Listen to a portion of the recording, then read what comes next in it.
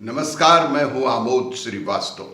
Amazing thought, amazing message, amazing information की दिशा में आज एक कदम और आगे। आज के इस चिंतन का विषय है सेवा भावना का महत्व और आदर्श शिष्य का गुण। आपको ये मेरा वीडियो पसंद हो तो लाइक करें, शेयर करें और लाल बटन दबाकर सब्सक्राइब अवश्य करें। साथ ही बेल आइकन दबाना बिल्कुल ना भूलें। कि अगर आपका जीवन किसी के काम आ जाए तभी वह सार्थक है, और आप अपने जीवन में तनाव दुख के साथ रहते हुए भी अगर फूलों की तरह मुस्कुराते हैं तो आप जीवंत हैं। परोपकार या यज्ञशील लोगों के कारण ही यह लोक चल रहा है।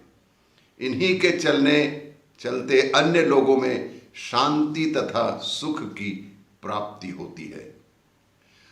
प्रज्ञावान लोग पृथ्वी को बहुत कुछ देकर जाते हैं। जैसे हमारी पिछली पीढ़ी में हमें हमारे बुजुर्गों ने बहुत सारे अपने यज्ञ बाग लगाए, जो अस्पताल धर्मशाला के रूप में आपको दिख रहे हैं। परोपकार कभी भी व्यर्थ नहीं जाता। आपका अच्छा किया हुआ, किसी के ऊपर परोपकार किया हुआ कभी भी व्यर्थ नहीं जाता। यह एक तरह का पुण्य कार्य है और भावी जन्मों में भी यह प्रतिफलित होता है। न केवल मानव योनि, बल्कि आप जिस भी योनि में आगे जन्म लेंगे वहां भी आपके वर्तमान जीवन का पुण्य फल आपको प्राप्त होता ही रहेगा। शास्त्रों में लिखा गया है कि जो लोग केवल अपने लिए जीते हैं, समाज के लिए कुछ नहीं करते, वह यज्ञशील नहीं है। ऐसे लोग अहंकारी होते हैं और अहंकार के चलते ही आत्म केंद्रित होते हैं। दूसरों की मदद के लिए आगे नहीं आते हैं। सच तो यह है कि पूरी दुनिया में लड़ाइयां अहंकार की ही है। इसी वजह से पूरी दुनिया में अलगाव व अराजकता के दर्शन होते रहते हैं। रक्त रंजित इतिहास की सदियां गवाह हैं। रक्त रंजित इतिहास की सदियां गवाह है। इसीलिए विनम्रता को अपना आभूषण बनाइए। जहां पर आप कोई महान कार्य में लगे हैं, उसमें अपनी मैं को नहीं रखना चाहिए। कहीं ऐसा ना हो कि आप बड़े बन रहे थे, आपका उत्थान हो रहा था, लेकिन आपकी मैं ने आपको कहीं छोटा ही ना बना दिया हो। आज के इस दूसरे चिंतन का विषय है आदर्श शिष्य का गुण। शास्त्रों में शिष्य के लिए भी कई तरह के नियम बनाए हैं, जिसमें पहली शर्त प्रणिपात की है। प्रणिपात अर्थात साष्टांग या दंडवत प्रणाम। इसमें भी 3 तरह के प्रणाम का वर्णन मिलता है। पहला है जिसमें पूरा शरीर को दंड अर्थात लाठी की तरह जमीन पर स्पर्श कराते हुए दोनों हाथों को आगे रखना।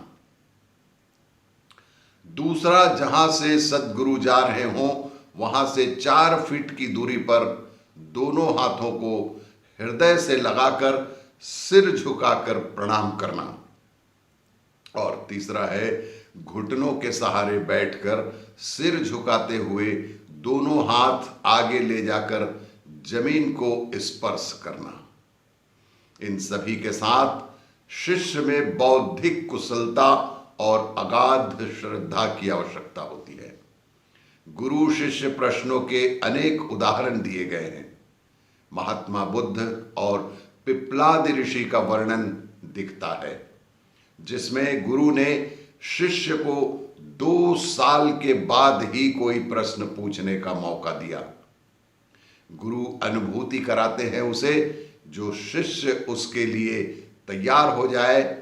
कई बार हम अपनी बौद्धिक खुजली को शांत करने के लिए ही गुरु से चलते फिरते बेवजह के प्रश्न करते रहते हैं और इससे हम अपने आप को गौरवान्वित महसूस करते हैं।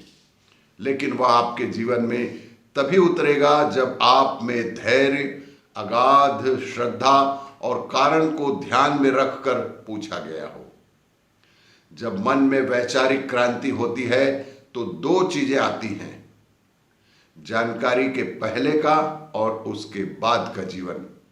यहां आपका जीवन बदल जाता है। इसी के लिए आपको गुरु के नजदीक होने का महत्व जान पड़ता है। और भी इसी तरह की जानकारियों के लिए देखते रहिए मेरा वीडियो। लाइक करें, शेयर करें और सब्सक्राइब अवश्य करें। धन्यवाद।